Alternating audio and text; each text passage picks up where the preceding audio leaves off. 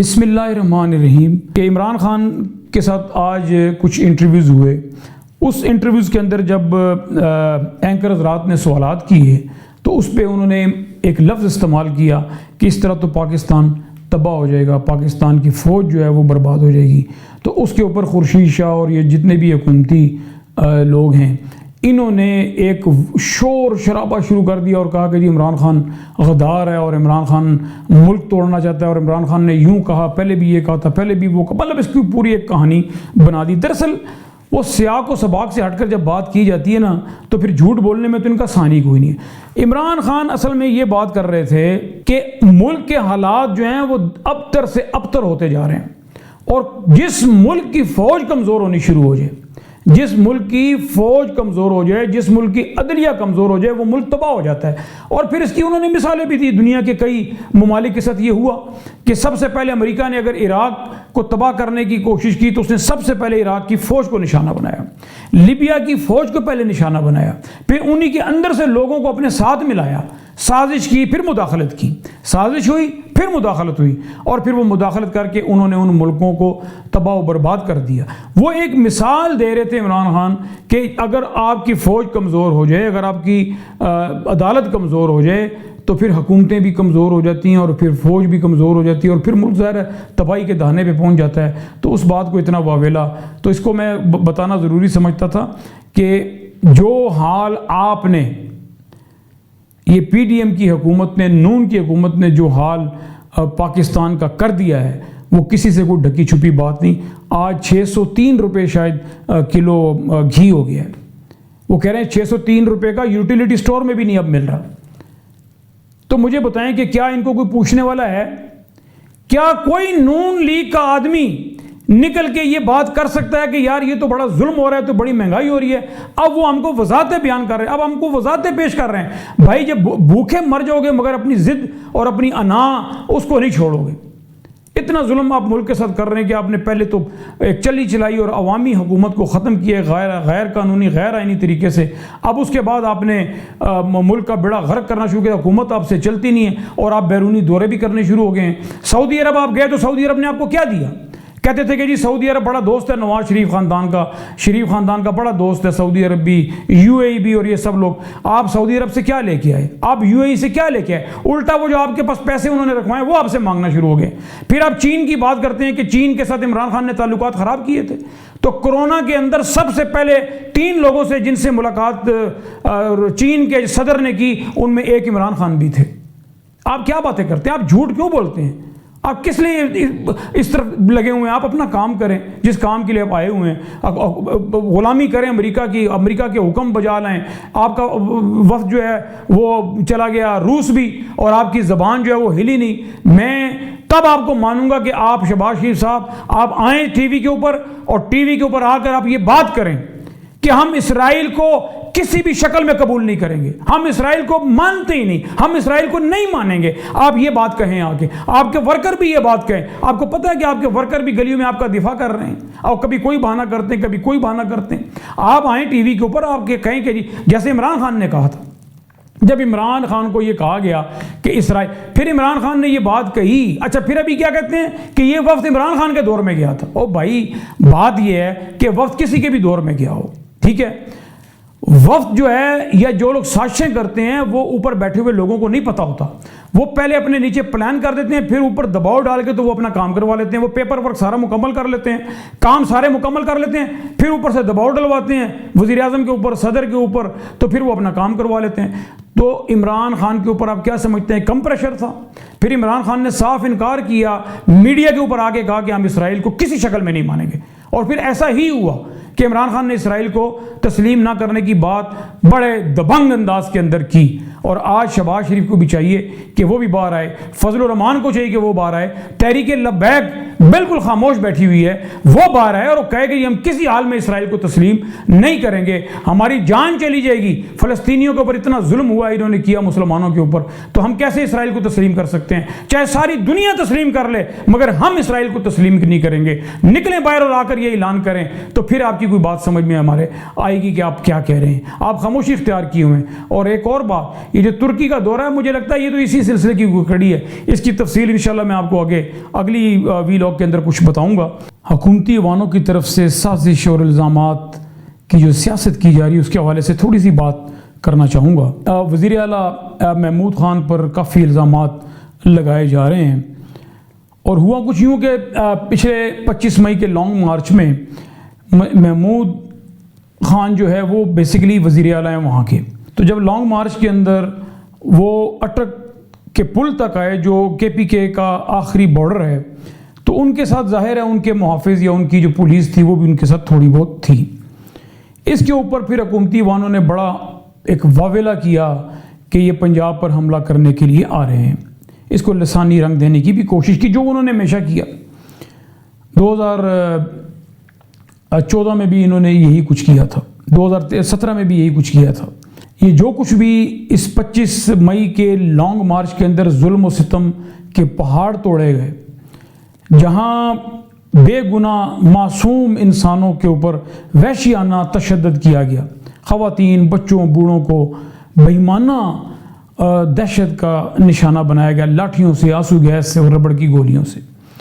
تو وہ پھر کہیں محمود خان نے یہ کہہ دیا کہ بھئی اس دفعہ جب ہم آئیں گے تو ہم اپنی فورس بھی ساتھ لے کر آئیں گے, چونکہ میں وزیر اعلیٰ ہوں تو میں اپنی فورس بھی اپنی حفاظت کے لیے جہاں چاہوں تو میں لا سکتا ہوں. تو اس کے اوپر بڑا واویلا کیا گیا کہ جناب یہ پنجاب کے اوپر حملہ کر رہے ہیں جی فلاں فلاں, مطلب اس قسم کی وہ باتیں جو میں یہاں کرنا ضروری نہیں سمجھتا.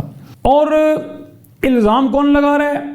الزام لگا رہا ہے وہ گروہ, وہ گروپ, وہ جتھا, وہ گھس بیٹھیے کہ جن کی وفاق کے اندر کوئی کہانی نہیں ہے. نون لیگ کو اگر آپ دیکھیں تو نہ وہ ساؤتھ پنجاب میں ہے, نہ وہ پٹھوار میں ہے, نہ وہ اسلام آباد میں ہے, نہ وہ گلگت بلتستان میں ہے, نہ وہ کشمیر میں ہے, نہ وہ بلوچستان میں ہے, نہ وہ سندھ میں ہے. صرف سینٹرل پنجاب میں ضرور وہ ہے. اب یہ پارٹی الزام کس پر لگا رہی ہے؟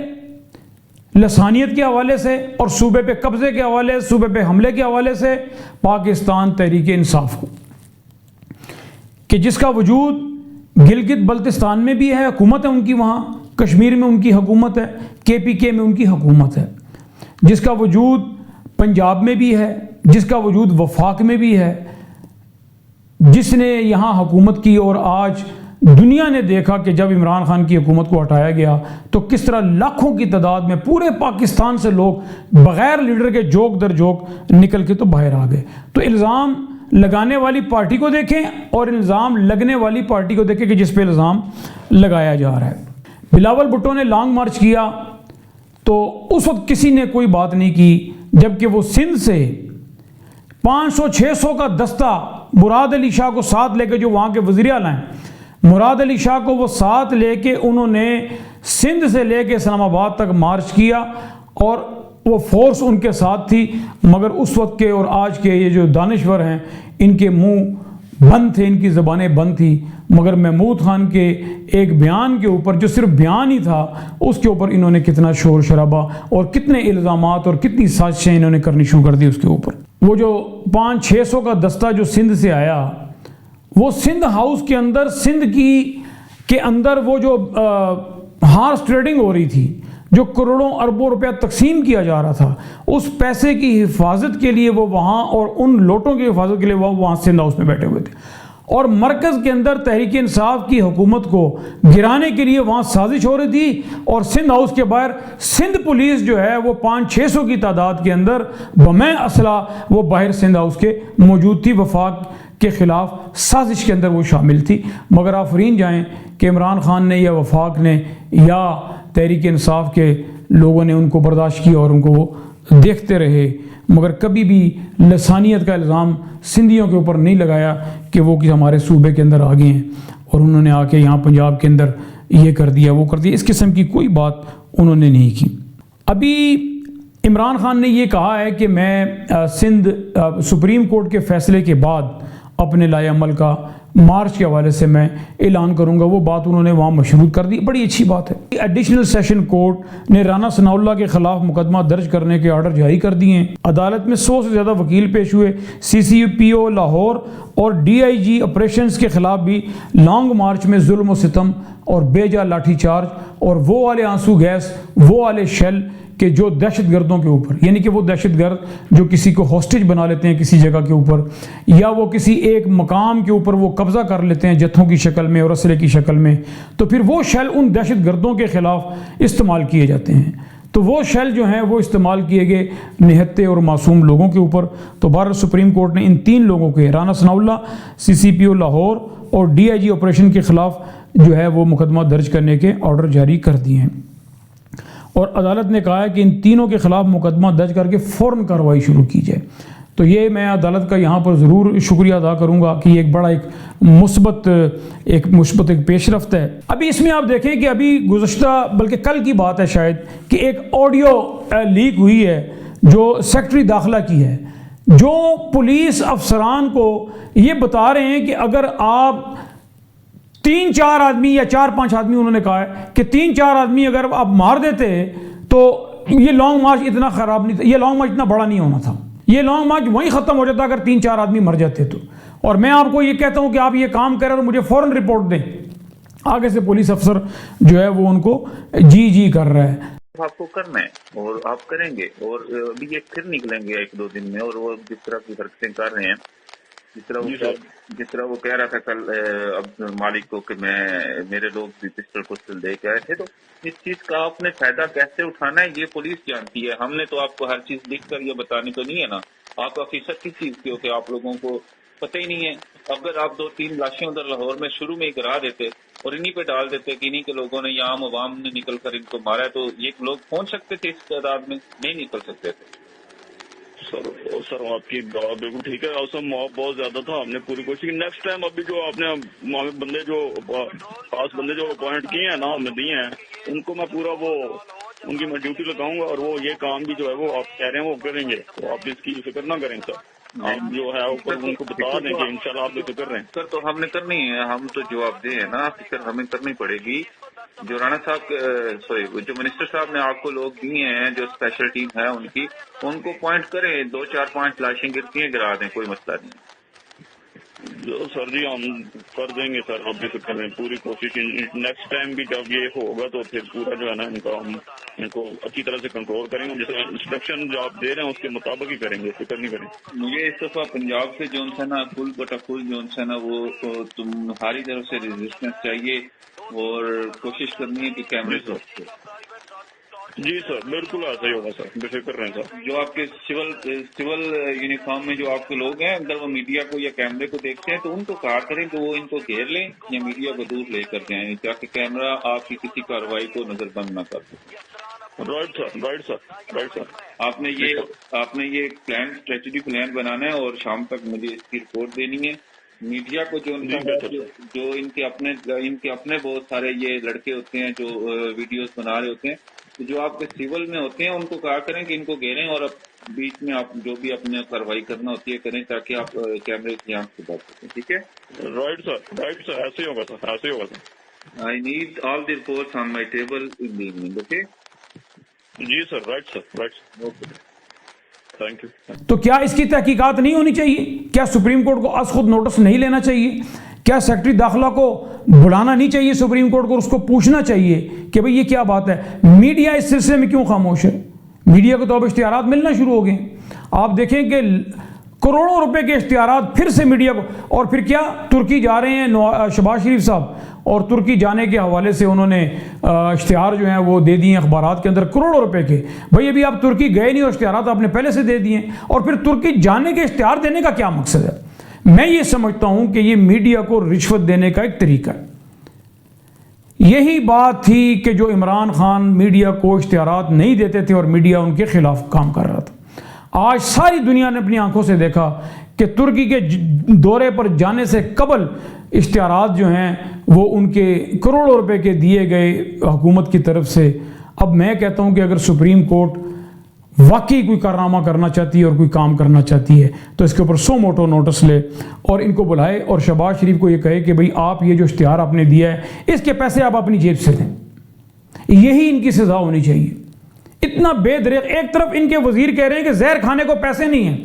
اگر آپ نے ان کے ایک وزیر کا وہ بیان سنا ہو جن کے سینیٹر ہیں، انہوں نے کہا کہ حکومت کے پاس زہر کھانے کے پیسے نہیں ہیں، تو پھر کروڑوں روپے اشتہارات کے لیے، اخبارات کے لیے کہاں سے آ گئے؟ تو خدا کا واسطہ ہے اس ملک کے اوپر آپ رحم کھائیں، اس ملک کی کوئی تھوڑا سا اس ملک کا خیال کریں، اتنا ظلم اس ملک کے اوپر نہ کریں۔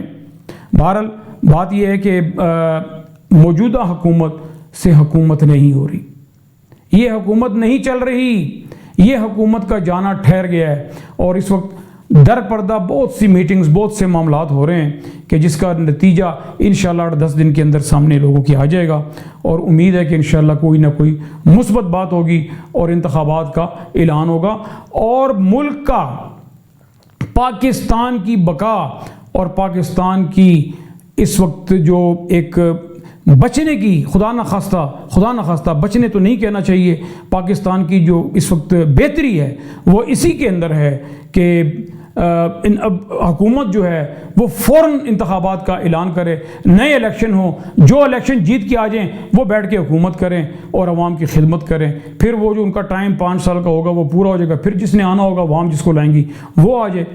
اللہ آپ کا حامی و ناصر ہو۔